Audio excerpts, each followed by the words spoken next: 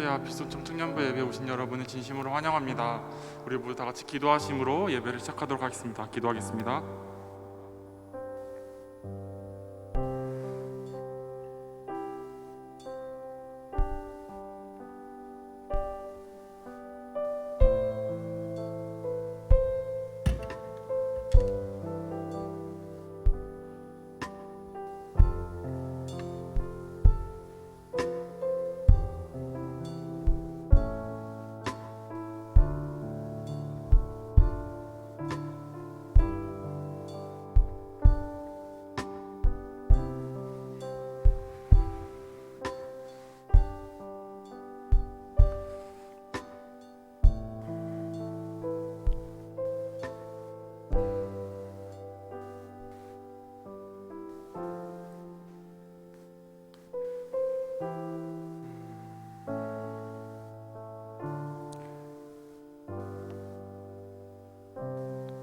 할렐루야. 사랑이 많으시고 언제나 늘 한결같이 우리를 바라봐 주시는 주님, 이 시간 하나님을 찬양할 수 있는 귀한 시간 주심에 너무나도 감사합니다. 하나님, 이 시간들을 통하여서, 이 예배함을 통하여서 더욱더 우리가 낮아지고 하나님만을 높이는 귀한 시간 될 수 있도록 주님 도와주시고, 더불어서 하나님의 사랑을 매일의 삶 속에서 풍성히 누리는 또 그렇게 변화되어가는 귀한 예배 되어질 수 있도록 주님 도와주십시오. 주님, 이 시간을 축복하시고 은혜를 더하여 주십시오. 감사합니다. 귀하신 예수님의 이름으로 기도드렸습니다. 아멘.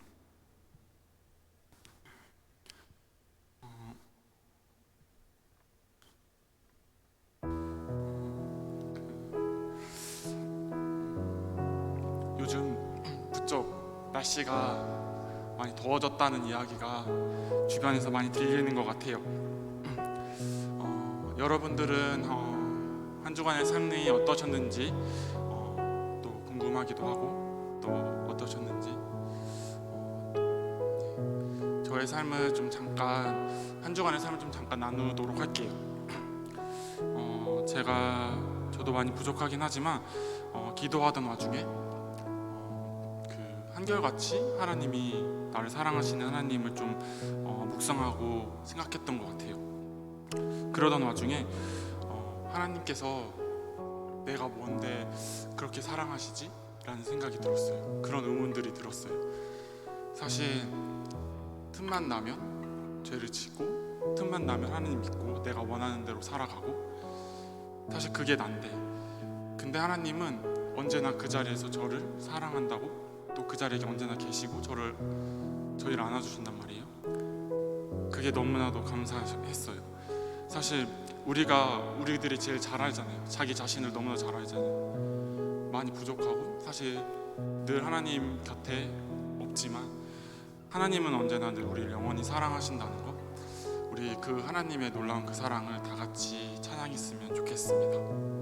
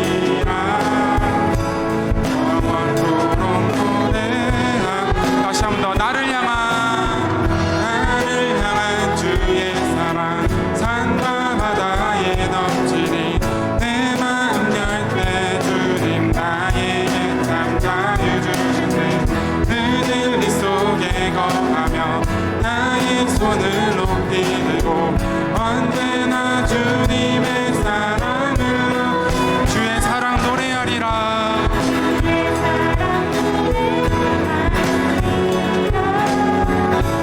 영원토록 노래하리라 주의 사랑 노래하리라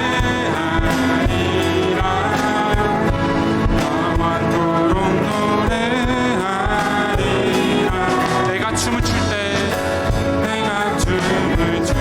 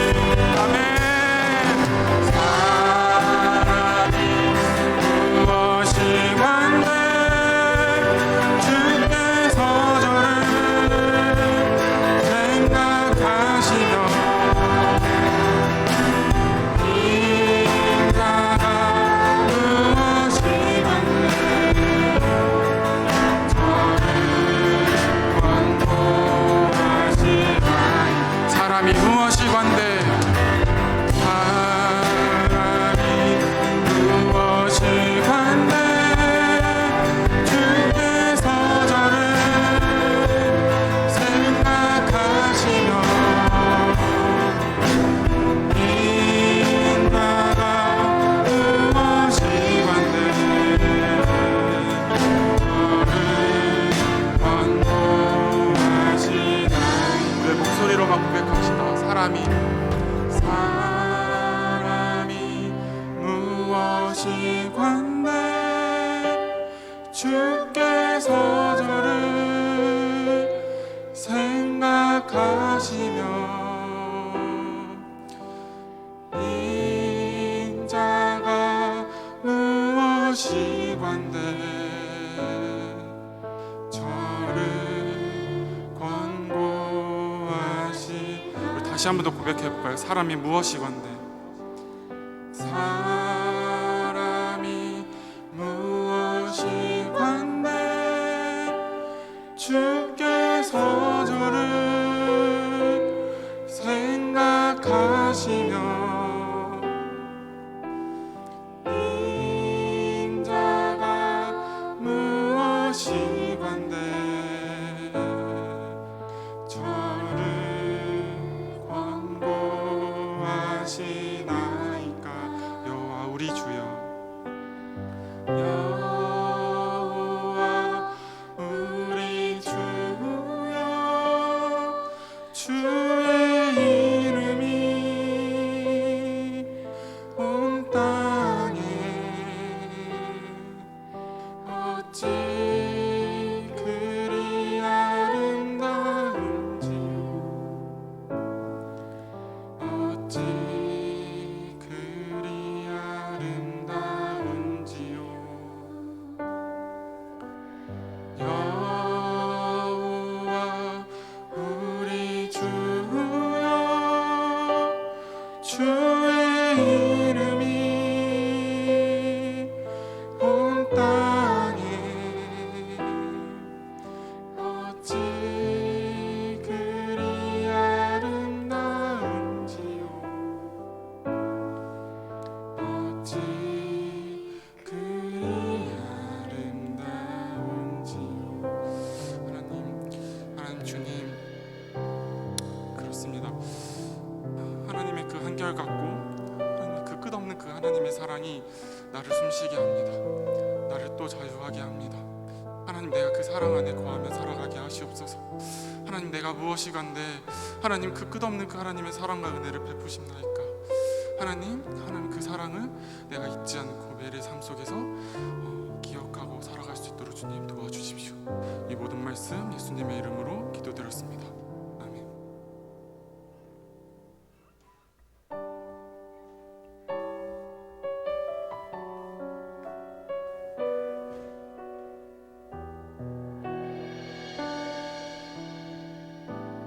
내 모습 이대로 내 모습 이대로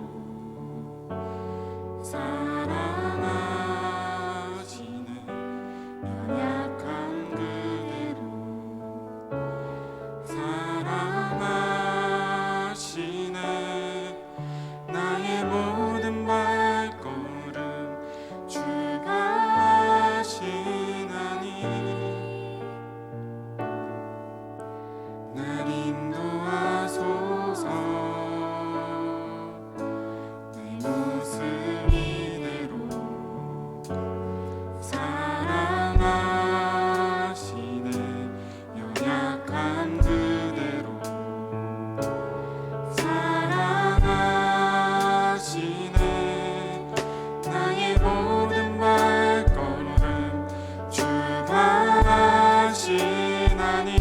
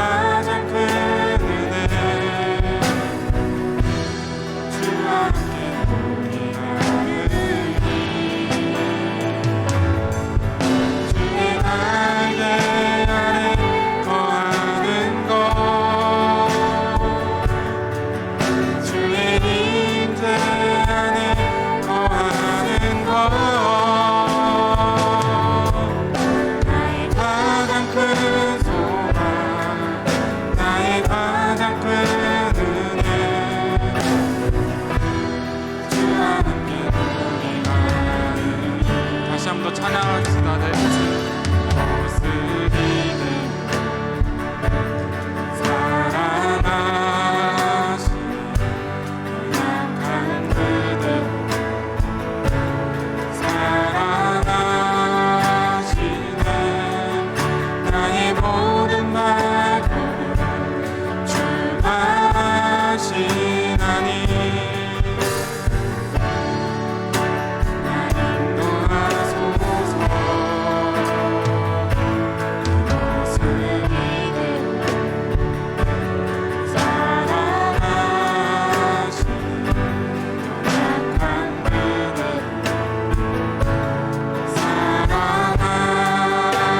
사랑하시네 나의 모든 말고 주하시나니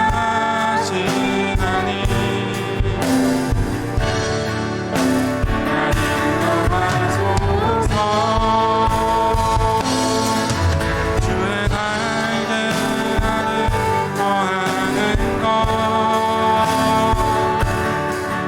주의 임재 안에 거하는 것 나의 가장 큰 소망 나의 가장 큰 은혜 주와 함께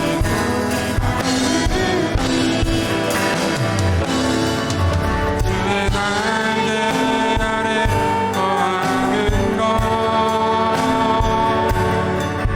주의 임재 안에 거하는 것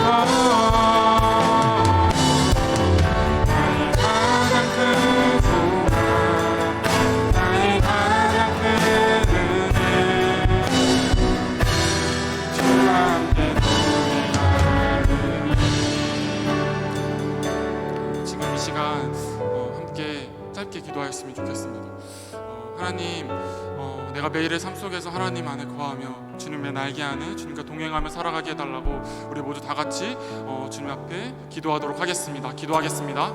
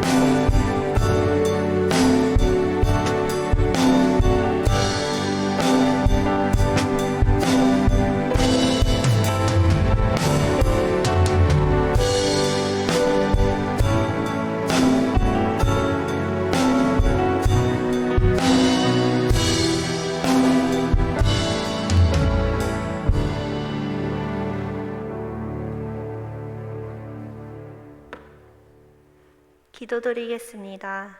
하나님 아버지, 오늘도 주님 전에 모여 예배드릴 수 있게 하심에 감사드립니다. 주님 전에 나아올 수 있음은 주님의 은혜임을 고백합니다.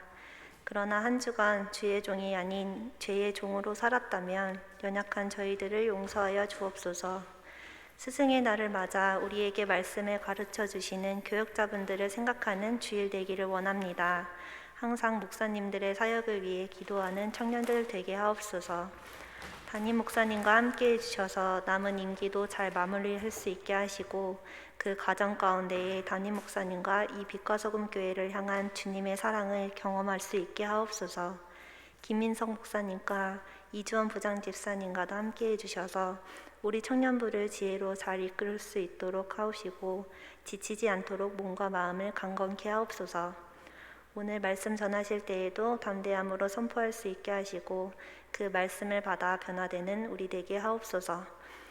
예배를 위해 수고한 손길들을 기억해 주시고 오늘 예배도 주님께서 주관하여 주사 은혜가 넘치고 성령의 어루만지심이 있는 예배 되게 하옵소서.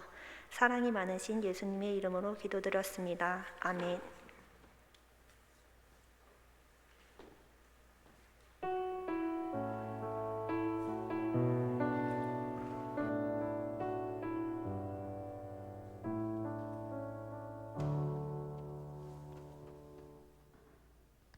네, 광고 있습니다. 예배 시간은 매주 주일 오후 1시 30분부터입니다. 시간 지켜주세요. 다음은 2021년 주제 말씀과 표어입니다. 표현은 러브 인사이드 사랑 안에 거하라고 주제 말씀 다 같이 한번 읽어보겠습니다. 시작. 하나님이 우리를 사랑하시는 사랑을 우리가 알고 믿었노니 하나님은 사랑이시라. 사랑 안에 거하는 자는 하나님 안에 거하고 하나님도 그의 안에 거하시느니라. 요한일서 4장 16절 말씀. 아멘. 다음 청년부 SNS 광고입니다. 카카오톡, 유튜브, 인스타 모두 다 팔로우 해주세요. 다음은 헌금 안내입니다. 청년 헌금하실 때 청년부 누구누구 이름 적어주세요. 다음은 청년부 말씀 양육이 있습니다. 매주 화요일날 오후 9시에 올멤버 트레이닝이 있으니까 단톡방에 올라오는 링크를 통해서 많이 참여해 주시면 감사하겠습니다. 다음은 5월 나눔 모임이 있습니다. 이것도 매주 주일 오후 10시에 있으니 그룹톡방에 올라오는 링크 통해서 참여해 주세요. 내일 기도 신청서 받고 있습니다. 그룹톡방에 링크 올라오는 거 접속해 주시면 감사하겠습니다. 찬양팀 모집도 계속하고 있고요. 방송팀이랑 엔지니어 모집도 계속하고 있습니다. 5월달 생일이신 분 예배 댓글에 생일이라고 적어주시면 선물 드리겠습니다. 그리고 오늘 특별히 축복하는 시간이 있는데요. 오늘 스승의 날 축하를 하려고 하는데 목사님이랑 부장 선생님 앞으로 좀 나와주실 수 있으신가요?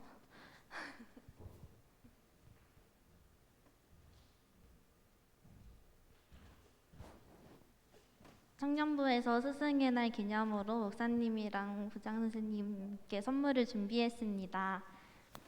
저희 축복송 부르면서 선물 드리는 시간 갖겠습니다.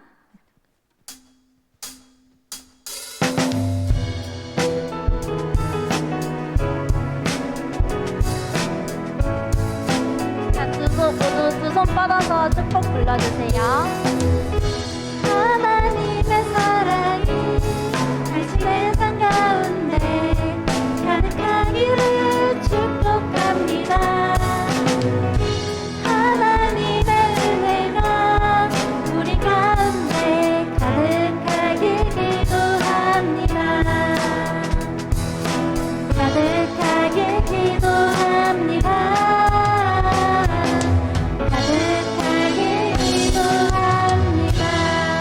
모두 박수 부탁드립니다. 이상으로 광고 마치겠습니다.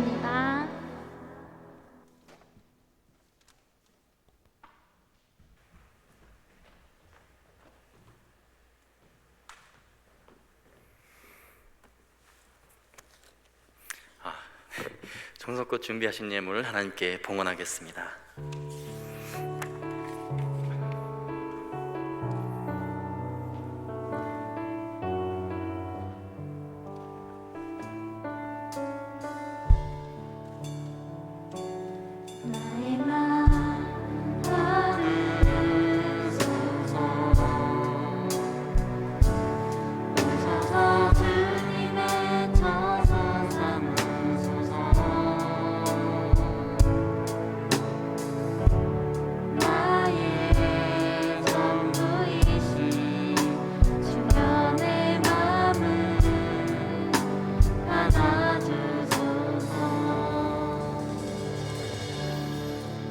살아계신 하나님 아버지, 거룩한 주일 하나님께 찬양과 경배를 올려드리기 위해 현장에서 또 온라인 앞에서 주님의 보좌 앞으로 나가는 우리 빛과 소금교회 청년들의 심령 가운데 주님 함께하여 주옵소서. 이 시간 올려드리는 우리의 믿음의 고백들이 하나님께 연락되어 하나님께서 예비하신 특별한 은혜와 축복을 이 시간 허락하여 주옵소서. 삶의 현장에서 우리를 괴롭게 했던 모든 문제들과 어려움들을 예배를 통하여 회복되어지게 하시며 주님께서 주시는 더 큰 소망과 하나님의 나라를 꿈꾸며 주님의 마음을 시원케 해드리는 빛과 소금교회 청년들 다 되게 하여 주옵소서. 청년부를 위해 섬기는 리더들을 축복해 주시고 임원들의 삶이 먼저 하나님 마음에 합한 삶의 모습이 되어질 수 있도록 인도하여 주옵소서. 찬양팀의 찬양을 기쁘게 받아주시며 보이지 않는 곳에서 예배를 섬기는 모든 손길 가운데 주님의 은혜와 축복을 내려 주옵소서. 헌금 드린 청년들의 삶 속에 주님의 은혜로 풍성한 복을 더하여 주시며 헌금이 쓰이는 곳에 주의 복음이 증거되는 놀라운 은혜가 있게 하여 주옵소서. 감사하며 살아계신 우리 주 예수 그리스도의 이름으로 기도하옵나이다. 아멘.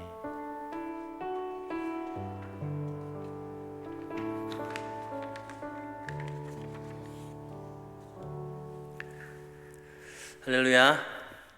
네, 하나님께 우리 영광의 박수 올려드리겠습니다. 네, 여러분 한 주간도 잘 지내셨나요? 네, 좌우에 계신 분들에게 인사합시다. 축복합니다. 잘 오셨습니다. 네, 다시 한번 옆에 분들 좀 바라보세요. 여러분 옆에 분 바라보시면서 환영합니다. 축복합니다. 인사하겠습니다. 네, 여러분 환영합니다. 축복합니다. 우리보다 우리 주님께서 먼저 여러분들을 이 자리에 기다리고 계시고 또 여러분들이 예배를 받으실 줄로 믿습니다. 하나님께서 오늘 우리에게 주는 말씀입니다. 로마서 1장 1절의 말씀인데요, 우리 한 목소리로 함께 하나님 말씀을 받들어 봉독하도록 하겠습니다. 시작. 예수 그리스도의 종 바울은 사도로 부르심을 받아 하나님의 복음을 위하여 택정함을 입었으니 아멘. 네, 여러분 오늘 로마서 강의 두 번째 시간입니다. 지난주부터 우리 로마서를 계속해서 보고 있는데요, 지난주에도 역시 똑같은 본문 말씀이었습니다. 로마서 1장 1절의 말씀이었죠.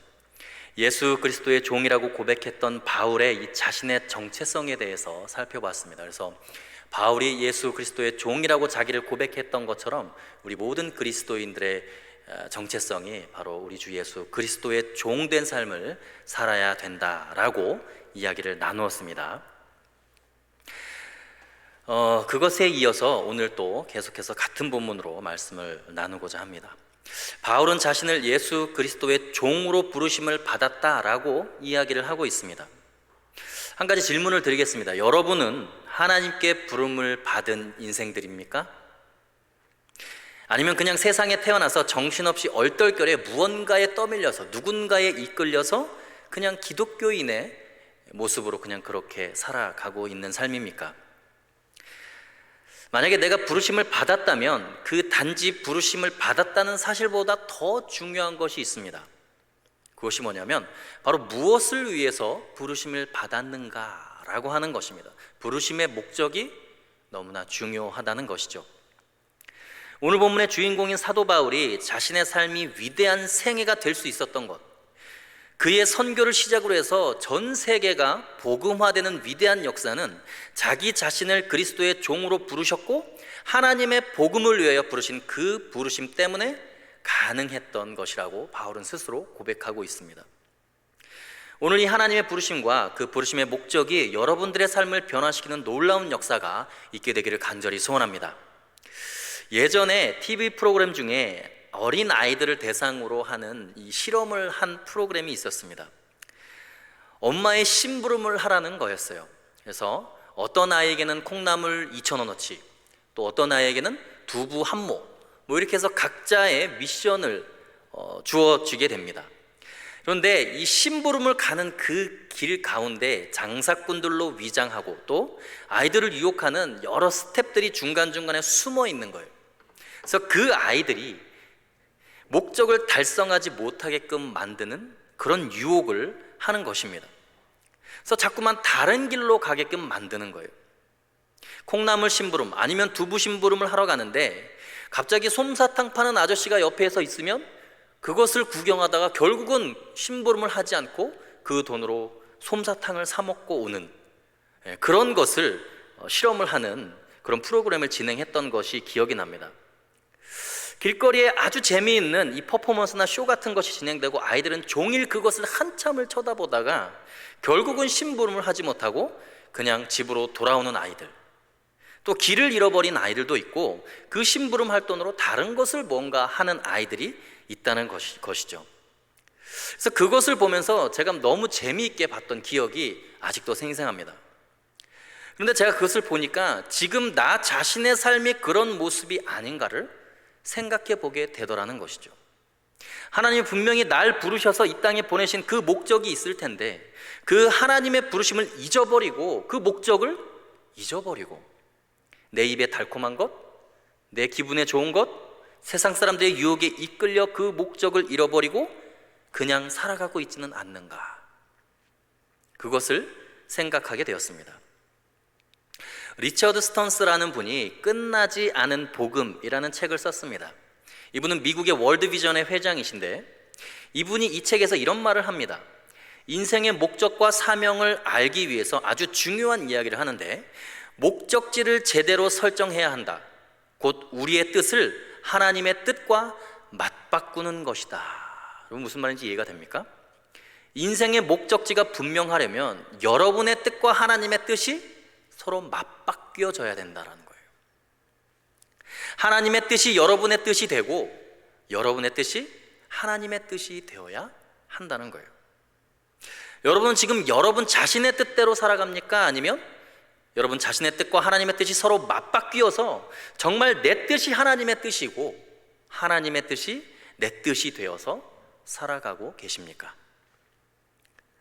우리 인생의 목적지가 제대로 설정되려면 나를 부르시고 보내신 하나님의 뜻대로 살아야 목적지에 정확하게 도착할 수 있겠죠. 여러분 운전할 때 내비게이션 켜놓고 그 소리 무시하고 어떤 때는 듣기 싫어서 소리 꺼버리고 우리의 멋대로 가면 나중에는 결국엔 목적지에 도착하지 못하고 곤란한 일이 생기게 되는 것이죠. 성령님께서 여러분에게 계속 그렇게 살면 안 된다, 그쪽 길이 아니다, 이쪽 길이다, 이리로 가야 한다, 여기에 헌신해야 한다라고 이야기할 때 하나님의 뜻, 성령님의 음성에 귀를 기울이고 내 뜻을 접고 매 순간순간 성령의 소욕을 따라서 육신의 정욕을 제거하고 하나님의 뜻대로 살아가는 삶이 가장 위대한 삶이고 그 부르심에 합당한 삶이라는 것입니다. 자, 복음을 위한 하나님의 부르심, 이것이 도대체 어떤 의미가 있을까? 하나님의 그 부르심, 그 첫 번째는 하나님이 나를 부르셨다는 것은 하나님이 보시는 나만의 독특한 위상이 있다는 것을 의미합니다. 하나님이 보시는 나, 내가 생각하고 내가 바라보는 나 자신이 아니라 하나님이 나를 바라보시는 그 하나님의 시각이 있다는 거예요. 그것을 한번 생각해 보아야 합니다. 여러분 사도 바울이 오늘 본문에서 맨 앞에 뭐라고 그랬습니까? 자막을 보시면 예수 그리스도의 종 바울은 사도로 부르심을 받아 하나님의 복음을 위하여 택정함을 입었으니, 자, 자기 자신에 대한 인식이 뭐였어요? 지난 시간에 살펴봤죠? 예수 그리스도의 종이다 라고 자기를 인식하고 있다는 거예요. 그랬더니 하나님께서 바울에게 그래, 네가 이제야 네 수준을 아는구나, 너는 종밖에 안 돼, 너는 나의 영원한 종이야 라고 그렇게 말씀하시는 게 아니라 하나님은 종으로 고백하는 바울을 무엇으로 불러주셔요? 사도라 칭하시고 사도로 불러주신다 라는 것입니다. 여러분 우리가 이 세상을 살다 보면 세상에서든지 교회에서든지 나 자신의 실력과 능력보다 늘 평가절하를 당하지 않기 위해서 애를 쓰는 나 자신의 마음들이 늘 있습니다. 그래서 어떻게 하든지 나를 더 알아달라고, 나를 더욱 높이 선전하고 자신의 실력보다 능력보다 실제 자신의 경건함보다 훨씬 더 과장해서 자기 자신을 표현하려고 하는 게 우리 인간의 본성입니다. 왜냐하면 멸시 안 당하려고, 무시 안 당하려고, 그리고 거기에 익숙하다 보니까 하나님도 나를 그렇게 폄하하는 분으로 순간순간 내가 스스로 착각하는 거예요. 그러나 여러분 성경에 나오는 하나님은 그런 분이 아닙니다. 우리 자신을 우리가 스스로 낮추면, 종이라고 낮추면 하나님께서 우리를 높여주신다라는 거예요. 하나님은 우리를 높여주시는 분이십니다. 사도 바울은 자신을 종입니다 라고 고백을 했더니 하나님은 너는 사도다 라고 불러주시는 거예요. 하나님이 보시는 나는 내가 보는 나와 어쩌면 정반대일 수도 있습니다. 세상 사람들이 나를 어떻게 평가하느냐 보다도 하나님이 나를 어떻게 보시냐가 더 중요하지 않겠습니까? 하나님께서 나를 무엇이라고 부르시느냐가 나의 정체성이 되는 거예요. 여러분 하나님께서 여러분을 어떻게 부르신다고 생각을 하십니까? 놀랍게도 오늘 본문에 난 종이다 라고 바울이 고백했는데 하나님께서는 나를 사도로 부르신다 라고 이야기를 하는 거예요. 여러분 이것이 대단히 중요합니다. 같은 한 사람의 바울인데 자기 자신은 노예라고 생각을 하고 있고 하나님은 그 바울을 노예라고 스스로 생각하는 그 바울을 사도라고 부르고 계신다는 거예요. 이것이 성경의 아주 중요한 공식입니다, 여러분. 노예 이꼴 사도. 이것이 대단히 중요합니다. 여러분, 이것이 하나님의 원칙이에요. 성경에는 온통 그런 이야기로 가득 차 있습니다. 빌립보서 2장에 나오는 예수님에 대한 설명을 보면 이 원리가 아주 잘 적용되어져 있어요. 빌립보서 2장 5절에서 8절에 보면 너희 안에 이 마음을 품으라 라고 이렇게 기록되어 있죠. 우리 한번 5절부터 7절까지 한번 읽어보겠습니다. 시작. 너희 안에 이 마음을 품으라.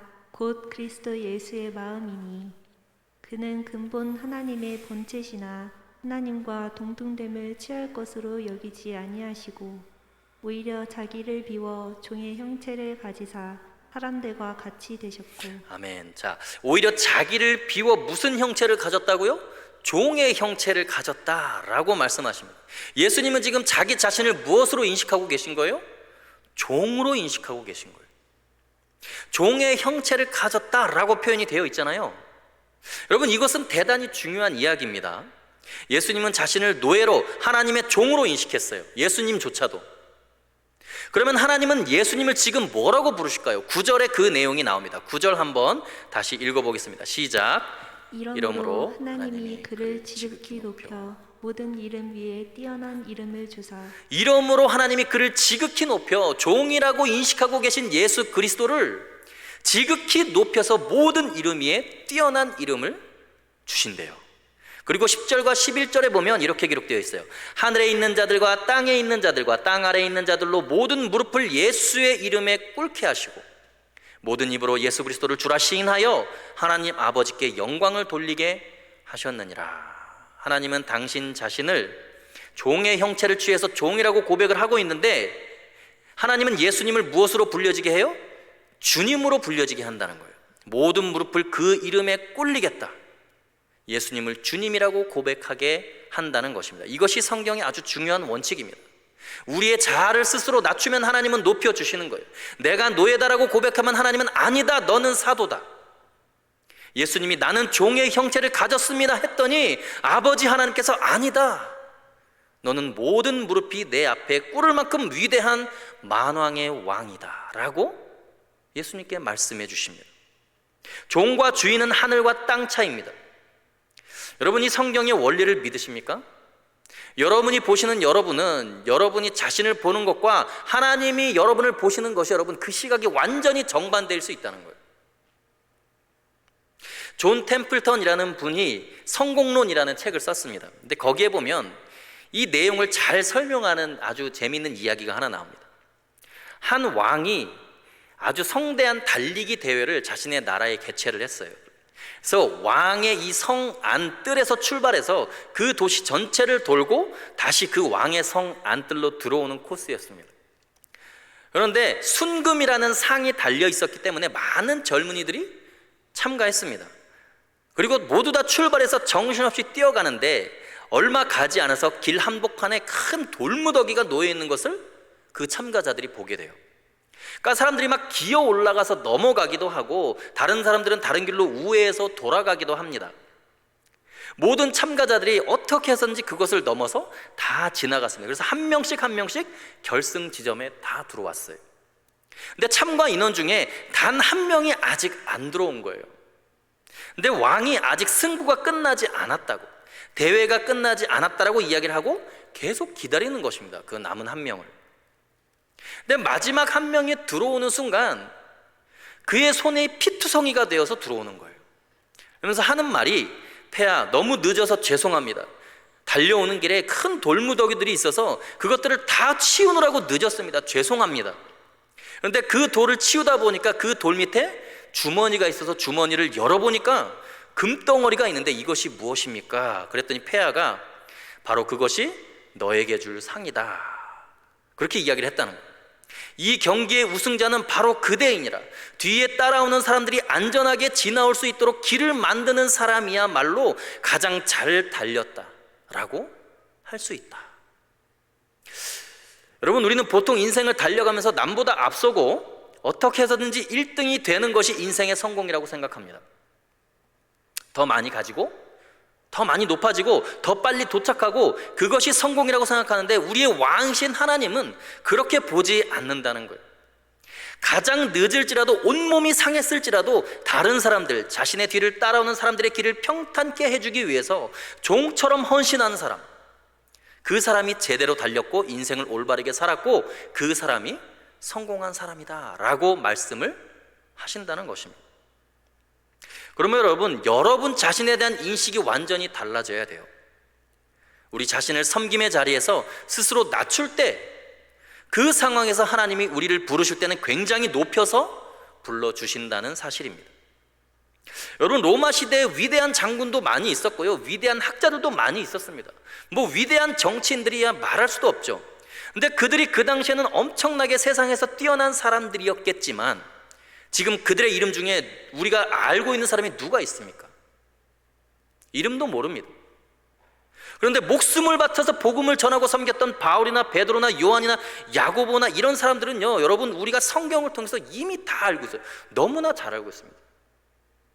심지어는 그 사람들의 이름으로 자기의 이름을 짓는 사람들도 있어요. 정말 섬기는 사람들, 자신을 낮추어서 그리스도의 종입니다 라고 하는 사람을 하나님이 역사의 위대한 주인공으로 부르셨다는 것을 여러분 믿으셔야 되는 거예요. 이것이 성경의 원리입니다. 마태복음 20장 27절에 보면 이런 말씀이 있습니다. 함께 읽어보겠습니다. 시작. 너희 중에 누구든지 으뜸이 되고자 하는 자는 너희의 종이 되어야 하리라. 으뜸이 될 수 있는 절대적인 컨디션이 있어요. 그게 뭐예요? 종이 되는 거예요. 으뜸은 무엇과 같다는 거예요? 종과 같다는 것입니다. 그러니까 종이 되어야만 으뜸이 될 수 있다는 거예요. 스스로 종이 되지 않으면 으뜸이 될 수 없다는 것입니다. 그렇죠? 성경이 지금 그걸 얘기하고 있는 거예요. 너희 중에 누구든지 으뜸이 되고자 하는 자는 뭐가 되어야 합니까? 종이 되어야 한다라고 그랬어요. 그러니까 바울이 자기 자신을 예수 그리스도의 종이라고 고백하는 건 대단히 지혜로운 거죠. 똑같은 내용이 나와 있는 것이 마태복음 23장 11절에서 12절입니다. 함께 읽어보겠습니다. 시작. 너희 중에 큰 자는 너희를 섬기는 자가 되어야 하리라. 누구든지 자기를 높이는 자는 낮아지고 누구든지 자기를 높이는 자는 높아지리라. 나를 낮추면 하나님께서 나를 높여주신다는 거예요. 그렇기 때문에 여러분, 하나님의 부르심 앞에서 여러분은 자아 인식이 어떻게 달라져야 할지를 한번 고민해 보십시오. 근데 여러분, 우리가 이런 말씀을 무수하게 많이 들었잖아요. 자기 자신을 낮추어야 된다. 근데 여러분, 우리가 이런 말씀을 무수하게 듣고도 실제로 살아갈 때는 어때요? 어떻게 해서든지 우리 자신이 높아지기를 원하고 자기가 드러나기를 원하고 자기를 높이려고 여러분 애쓰잖아요. 근데 내가 무시당하고 낮아지고 종이 되는 그 순간이 하나님이 나를 사도로 부르시고 주라고 부르시고 위대하다고 높여주시는 그 순간이라는 거예요. 그러니까 여러분, 오늘부터 누군가를 밟고 올라서는 세상의 논리에 의해서 높아지려고 하는 생각을 버리시기 바랍니다. 우리가 우리 자신을 낮추면 하나님이 우리를 높여서 불러주실 줄로 믿습니다. 여러분들의 삶의 현장에서 완전한 예수 그리스도의 종이 되셔서 하나님께서 높여주시는 은혜를 경험할 수 있게 되기를 주의 이름으로 간절히 소원합니다. 두 번째 우리가 살펴봐야 할 것은 무엇이냐? 하나님이 보시는 우리의 인생의 목적이 있다는 것입니다. 하나님이 보시는 인생의 목적. 아까는 하나님이 보시는 나였어요. 내가 보는 것과 하나님이 나를 보시는 것이 이 시각의 차이가 있다는 것이죠. 하나님이 보시는 인생의 목적은 뭐냐? 그것이 바로 오늘 본문인 1장 1절에 나와 있습니다. 제가 읽겠습니다. 예수 그리스도의 종 바울은 사도로 부르심을 받아 하나님의 복음을 위하여 택정함을 입었으니 라고 기록을 하고 있어요. 여기 보니까 사도로 부르심을 받아 무엇을 위하여? 인생의 목적이 뭐예요? 하나님의 복음을 위하여. 여러분, 하나님의 부르심에는 분명한 목적이 있기 때문에 그 목적이 있기 때문에 부르고 있다는 거예요. 오스키니스라는 기독교의 아주 유명한 저술가가 있어요. 이분이 하는 이야기 중에 현대사회의 가장 심각한 문제 중에 하나가 목적을 잃어버렸다라고 이분이 지적을 합니다. 삶의 목적 의식을 갖기가 참 어려운 시대가 되었다라는 거예요. 그러면서 이렇게 기록을 하고 이렇게 표현을 하고 있습니다. 인류 역사상 지금까지 여러 문명이 거쳐갔는데 현대 서구 문명은 인생의 목적에 관하여 합의된 대답이 없는 최초의 문명이기 때문이다. 무슨 말입니까? 지금 이 시대는 공통적으로 인생의 아주 위대한 가치인 그 인생의 목적을 도출하지 못하는 상태로 지금 인류가 살아가고 있고 역사가 그렇게 흘러가고 있다는 거예요. 그리고 계속해서 이렇게 이야기합니다. 따라서 오늘날 역사상 그 어떤 시기보다도 이 문제를 둘러싼 무지와 혼돈과 갈망이 증대된 때이다. 우리 현대인의 고민은 우리가 너무나 많은 것을 소유하고 있지만 삶의 목적은 너무나 빈약하다는 것이다. 현대 시대를 한마디로 표현하면 여러분 황금 만능주의죠. 무한 경쟁의 시대입니다. 그래서 많이 소유하고 1등하고 지배하려고만 하지 인간이 소유를 왜 해야 하는지, 소유에 대한 목적이 없다는 거예요. 왜 지배하려고 하는지 그 지배에 대한 목적이 없다는 것입니다. 목적을 잃어버렸어요. 그래서 이 시대의 가장 심각한 문제는 삶의 목적이 없이 살아간다는 거예요. 수많은 젊은이들이 여러분 밤거리를 헤매고 있는데 자기의 생명을 바칠 만한 가치를 발견하지 못해요. 인생이 무슨 목적을 위해서 존재하는지를 모르는 것이죠. 하나님이 보시는 우리 인생의 목적이 여러분 무엇일까요? 그것이 성경에 명확하게 기록되어져 있습니다. 바로 하나님의 복음을 위하여 라는 거예요. 여러분, 하나님의 복음을 위해서 부르심을 받았다는 것, 이것이 대단히 중요합니다. 복음이라는 단어가 너무나 익숙하죠. 그래서 이런 얘기를 들을 때마다 대수롭지 않게 여깁니다. 근데 성경은 분명히 기록하고 있어요. 여러분, 한 사람 한 사람을 그리스도인으로 부른 하나님의 목적은 하나님의 복음을 위해서요. 다른 목적이 없습니다. 내 자신을 종으로 낮추는 것 여러분 아주 훌륭합니다. 그래서 하나님께서 사도로 높여주시는 것 대단히 영광스러운 일이에요. 그런데 그것으로 끝나면 여러분 우리 인생은 아무런 의미가 없어요. 내가 왜 나 자신을 교만하게 하지 않고 스스로 낮추어야 하느냐, 왜 하나님이 나를 사도로 부르셨냐, 그 이유가 뭐냐는 거예요. 도대체 뭐를 위해서 그렇게 하냐는 거예요. 그것은 복음 때문에 그렇다는 거예요. 복음을 위해서 여러분을 부르셨다는 거예요. 그것이 여러분들의 인생의 목적이 되어야 된다는 거예요.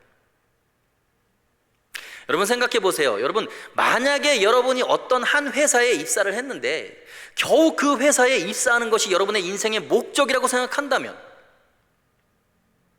여러분들을 향한 주님의 부르심의 목적이 완전히 왜곡되어져 있는 거예요. 만약에 한 나라의 대통령의 인생의 목적이 자신의 삶의 끝까지 대통령이 되는 것이 인생의 목적이어서 계속 집권하고 계속 대통령의 자리를 지키려고 하는 것은 여러분 독재자가 되는 길이고 역사의 반역자가 되는 길이겠죠. 목사도 마찬가지입니다. 대통령이 되는 것, 목사가 되는 것 다 다른 목적이 있어서 그런 거예요. 직분을 받는 거 여러분 그 직분에 대한 목적이 있기 때문에 그래요. 사도로 부르신 이유가 뭐예요? 왜 불렀습니까? 하나님의 복음을 위하여. 그것이 중요한 거예요. 여러분이 의사이십니까? 여러분이 회사의 직원이십니까? 여러분 학생입니까? 여러분 환경미화원입니까? 아니면 직업이 없을 수도 있고요. 상관없습니다. 여러분이 어떤 직분과 직업을 가지고 있든지 그것이 종이건 사도이건 그것이 중요한 것이 아니고 하나님이 보신 인생의 목적이 무엇인지를 알고 거기에 헌신해야 되는 거예요. 그런데 하나님이 보시는 인생의 최고의 목적은 하나님의 복음을 위하여라고 성경에 기록되어 있다는 것이죠. 내 생명보다 위대한 복음의 가치를 위해서 헌신하는 것이 대단히 중요한 거예요. 우리 인생에서 하나님이 주신 사명을 잃어버리면 우리는 겉보기에는 여러분 정상인 것 같아도 결국은 비참한 인생이 되고 마는 거예요. 사도냐 종이냐 중요한 것이 그게 아니라니까요. 사도로 있고 제사장으로 있고 목사로 있으면서도 얼마든지 사탄의 도구로 쓰임받을 수 있다는 거예요. 그래서 예수님 당시에 대제사장들, 바리새인들, 서기관들 이 사람들이 사탄의 도구가 되어서 예수님을 십자가에 못 박아 죽였다는 거예요. 하나님이 주신 거룩한 사도의 직분, 제사장의 직분, 이것을 가지고 무엇을 위해서 살아가냐는 거예요. 도대체 무엇을 위해서? 직분과 상관없이 하나님이 주신 목적을 완전히 잃어버리고 살 수도 있다는 거예요. 그러면 여러분은 어떻습니까? 여러분 지금 열심히 살아가고 있어요? 새벽부터 밤 늦게까지 여러분 일하고 계세요? 하루 온종일 도서관에서 취업을 준비하면서 그렇게 살아가는 이유가 뭐냐는 거예요. 이유가 취업과 학업과 직장 생활은 전부 다 하나님의 복음을 전하기 위한 도구예요. 여러분, 여러분의 삶 안에 하나님이 보시는 인생의 목적이 있습니까? 그것을 사도 바울은 하나님의 복음을 위하여라고 오늘 본문을 통해서 여러분들에게 말하고 있는 거예요. 우리가 하나님의 복음을 위해서 왜 인생을 걸어야 할까요, 여러분? 그것은 하나님의 복음에 위대한 가치가 있기 때문에. 얼마나 위대한 가치가 있느냐, 로마서 1장 16절 17절 다 함께 읽어보도록 하겠습니다. 시작. 이 복음은 모든 믿는 자에게 구원을 주시는 하나님의 능력이 됨이라. 복음에는 하나님의 의가 나타나서 믿음으로 믿음에 이르게 하나니. 아멘. 자, 16절에 보면 이렇게 나와 있죠. 복음이 얼마나 놀라운 것이냐면 모든 믿는 자에게 믿기만 하면 구원을 주시는 하나님의 능력이 거기에 있다는 거예요. 이 땅 가운데 하나님의 능력을 보여주기 위해서는 여러분 복음밖에 방법이 없어요. 이 세상에 너무나 많은 사람들이 절망 가운데 죽어가고 지옥의 고통을 겪고 있는데, 가정이 파괴되고 있고 많은 문제와 아픔과 전쟁의 고통이 있는데, 그들이 복음을 믿기만 하면 그들에게 구원을 주신 하나님의 능력이 그들에게서 나타난다는 거예요. 인류 역사상 가장 위대한 해결책이 복음이라는 거예요. 복음이 들어간 곳에는 자유함이 있게 되는 것입니다. 구원의 역사가 일어나는 거예요.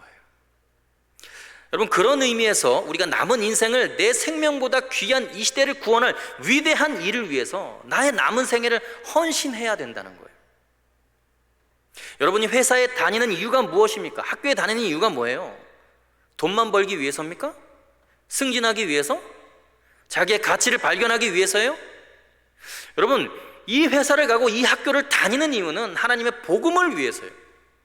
돈을 더 벌기 위해서, 승진하기 위해서가 아니고, 학위 따서 스펙 쌓기 위해서가 아니고, 지금 내가 대하고 있는 나와 관계된 모든 사람들, 부하 직원, 상관, 친구, 가족에게 하나님의 놀라운 사랑을 전하고 복음을 전해서 그들이 구원을 받게 하고 그들의 가정이 평화로워지고 하나님 나라가 그 가운데 임하게 하는 놀라운 일을 위해서 회사에, 학교에 가는 거예요. 거래처 사람을 만나거나 고객을 만나거나 학교의 친구들을 만나고 동료를 만나는 이유도 그들이 여러분들의 삶을 보면서 감동하고 하나님의 사랑을 느끼게 해줘서 복음을 받아들이게 하기 위해서 가는 거예요. 그러면 여러분이 고민하는 것들, 먹을 것, 입을 것, 그 위에 모든 것을 더하여 준다고 주님은 반드시 약속하셨어요. 여러분, 이 복음이 얼마나 위대한가, 인생의 가장 궁극적인 가치라는 거예요. 그 유명한 미국의 백화점 왕이라고 불리는 존 워너 메이커라는 사람이 있습니다. 이 사람이 대통령으로부터 최신부 장관이 되어달라는 요청을 받게 되는데 단호하게 한 번에 거절을 했다는 거예요. 그 이유가 뭐냐면, 내가 주일학교에서 아이들을 섬기는데 주일마다 교회 가서 복음을 전해야 하는데, 내가 장관이 되면 국무회의나 대통령이 주일에 회의를 소집하게 되면 내가 교회에 갈 수가 없게 되니까 그 아이들에게 복음을 전할 수가 없게 되지 않겠냐고.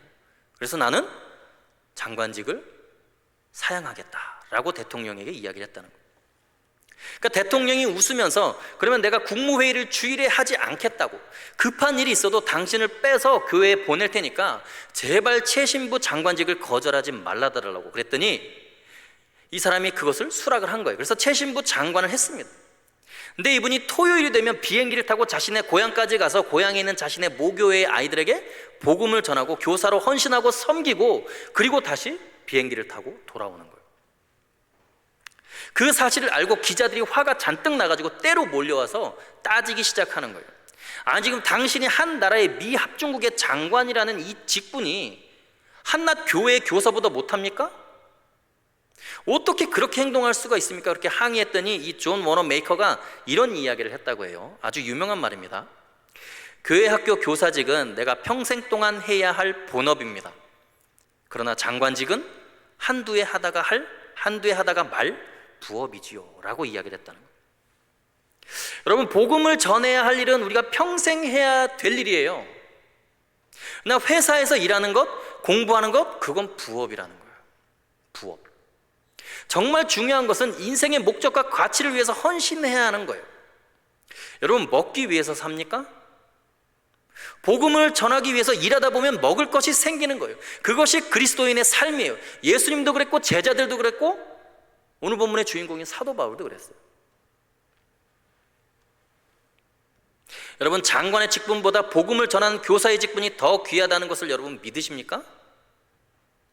세상의 그 어떤 것보다도 내 자신의 생명보다도 귀한 가치를 발견해서 여러분, 내 생명보다 귀한 그 가치의 내 삶을 헌신하며 살지 않으면 인생 헛사는 거예요. 내 목숨보다도 더 위대한 가치를 위해서 내 목숨을 버리면 그 인생이 가장 위대한 삶이 되는 거예요. 그럴 만한 가치가 있는 일이 여러분 뭐가 있어요? 영원한 지옥에 떨어질 사람들의 모든 죄를 속량하시고 그들 하나님의 자녀가 되는 권세를 얻게 하고 영생을 얻게 하는 이 복음보다도 더 가치 있는 일이 여러분 인생에 뭐가 있습니까? 그러므로 여러분 남은 생에 정말 하나님의 복음을 위해서 헌신하시기 바랍니다. 하나님이 보시는 그리스도인의 인생의 목적은 하나님의 복음을 위하여 라는 대전제 안에서만 찾을 수 있어요. 오늘 이 시간부터 여러분의 인생의 목적이 완전히 바뀌기를 주의 이름으로 소원합니다. 좀 인생의 목적이 바뀌었으면 좋겠어요.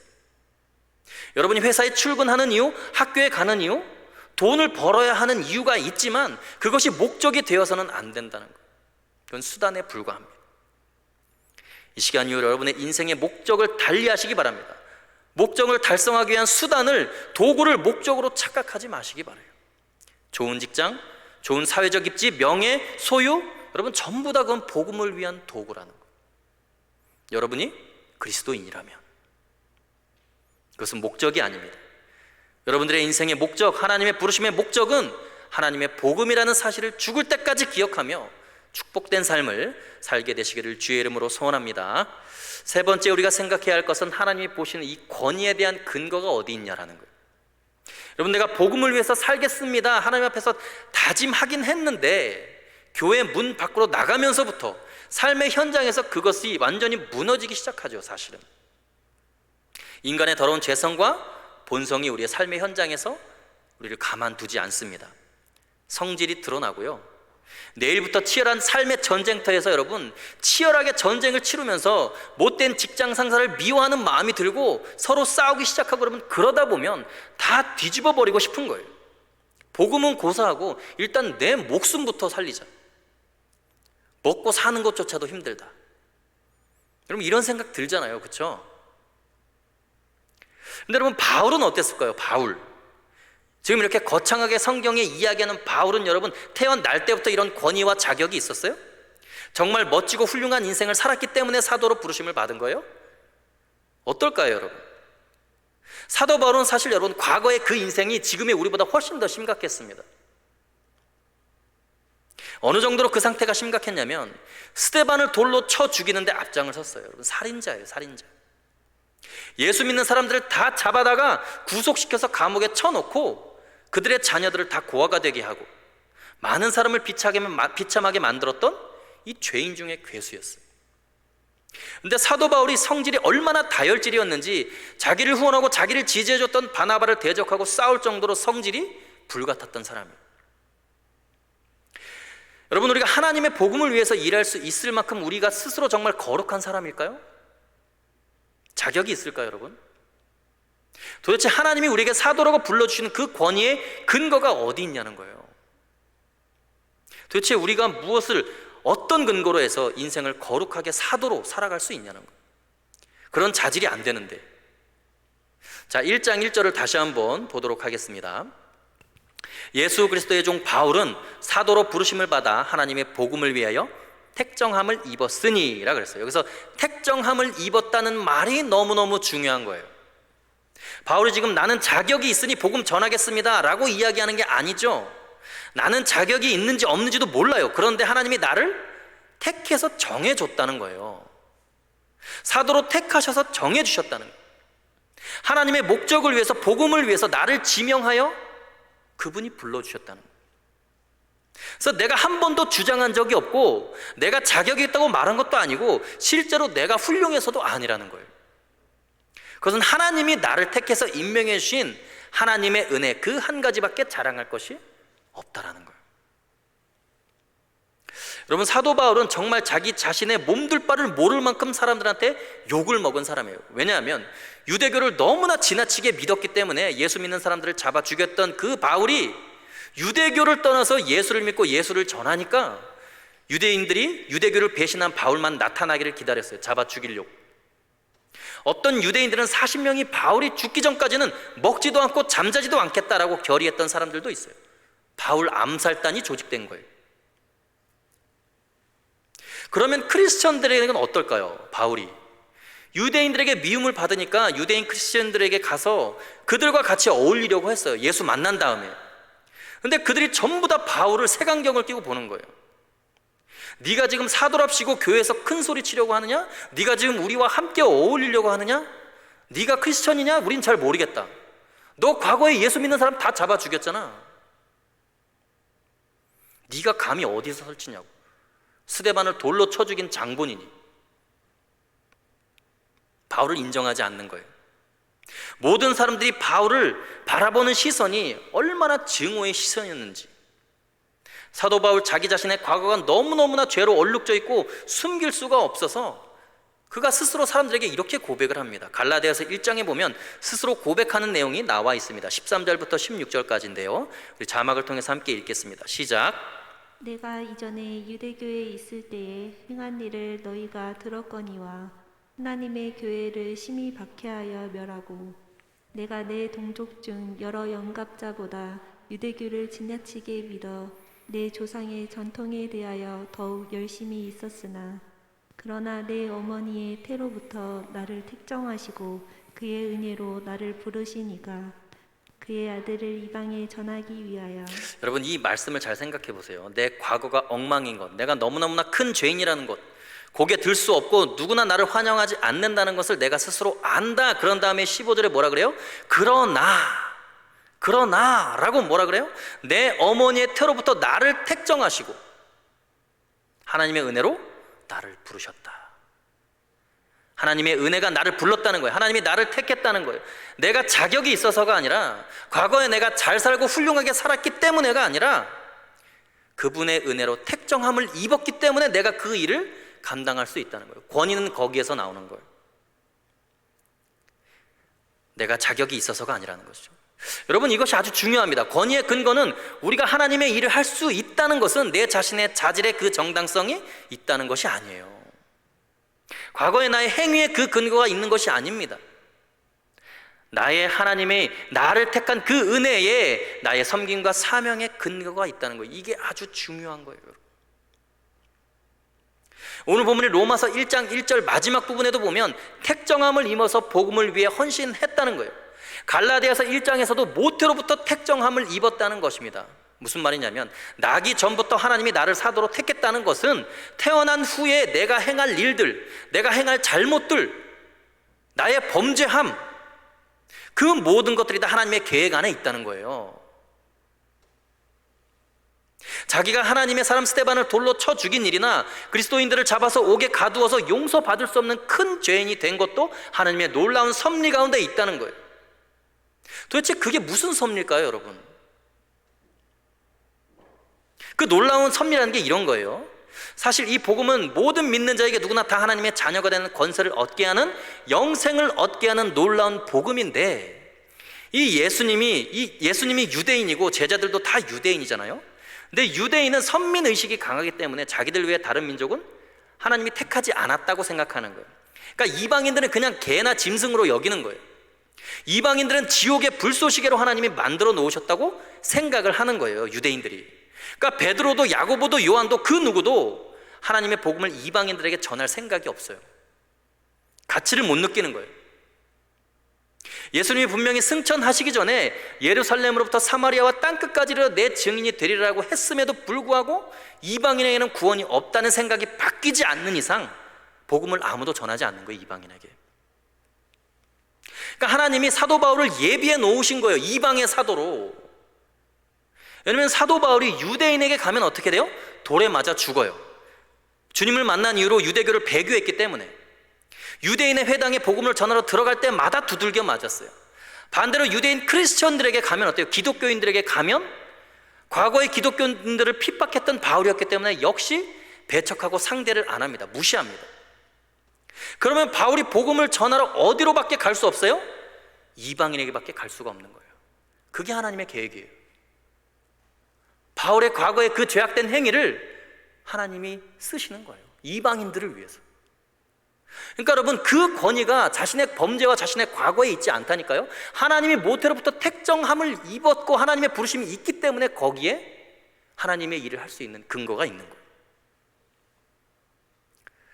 여러분, 우리가 예수 그리스도 앞에 나올 때 하나님이 나를 택했다는 사실 이외에 내가 어떤 죄인이었건 간에, 과거가 어땠건 간에, 가정 환경이 어땠든, 남들이 나를 어떻게 욕하고 손가락질하는 것과는 여러분 상관없이 그분이 나를 택해서 세우기만 하면, 내가 주님을 나의 구주로 고백하기만 하면 하나님은 나를 그 자리에서 사도로 부르신 줄로 믿습니다.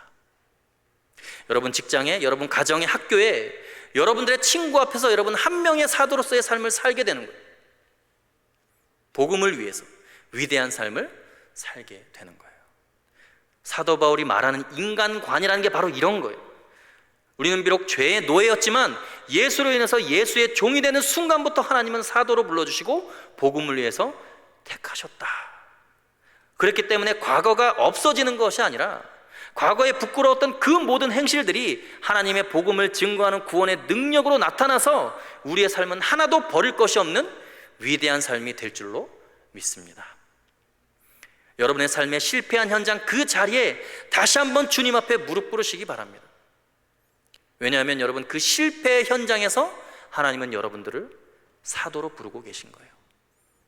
하나님의 복음을 위해서. 여러분의 인생이 그렇게 복음을 위해서 하나님께 쓰임받는 위대한 인생들이 다 되시기를 주의 이름으로 간절히 축원합니다. 이 시간 함께 기도하겠습니다.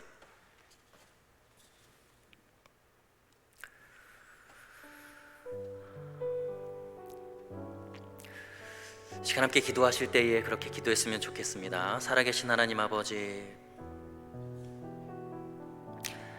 하나님, 우리의 인생의 목적이 너무나 중요한데 그 목적이 하나님이 나를 부르신 그 부르심의 목적과 같아지기 원하고 동일한 목적이 되기를 원합니다.